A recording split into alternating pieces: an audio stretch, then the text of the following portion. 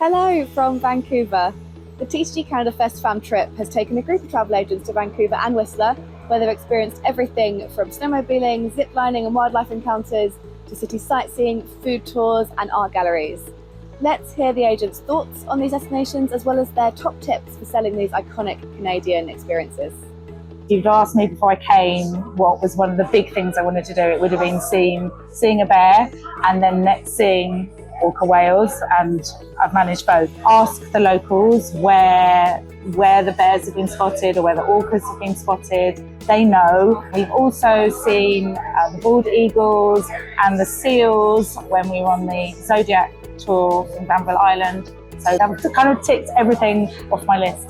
And it's been amazing. Granville Island is great. There's so much to see there. Granville Island, we did the foodie tour around the market. They had 11 stops and it was a mixture of drinks and savoury and sweet things as well.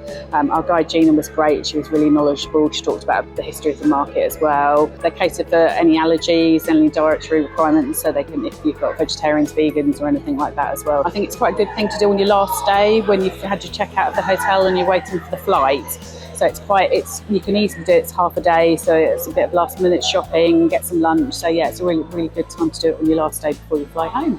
I liked Whistler Mountain because it was only 20 minutes up in the gondola to get to the skiing area at the top. You've got the lovely kind of restaurant, kind of cafeteria area where you can bring your own food, you can buy different types of food. You've even got shops up there, which is just amazing, and the views are to die for. Shoulder season's a bit less expensive, and there's still snow up there until probably about early May. Cycle City, Vancouver was awesome. We did it in the rain and it was still awesome. Our guide was really great because she waited in very good intervals so people could catch up when they felt like they're falling a bit behind. And we got a good view of Cole Harbour, Stanley Park, so the totem poles, which was quite exciting. And she also gave us some background information on First Nations and history, a little bit of history about Vancouver, so it was really good. It's great that they have different types of bicycles that one can hire. So we were on regular bikes, but they also had e-bikes. One of our group actually was on an e-bike and she found it very comfortable.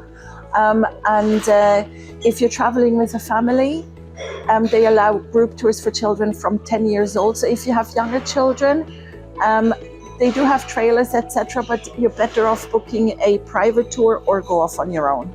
I loved Capilano's suspension bridge experience. I didn't know what to expect, and it was so much more than just the suspension bridge. The suspension bridge itself was really fun, but there was also a cliff walk, there was treetop walks, we saw some amazing birds of prey that they had on show. I think some of it's seasonal and so close to downtown Vancouver. It was just so easily accessible. We did it in the pouring rain and it was still an absolute blast. We had a great time. So it's open all year round and you can genuinely, I can vouch for this, you can do it in any weather and still have a great day.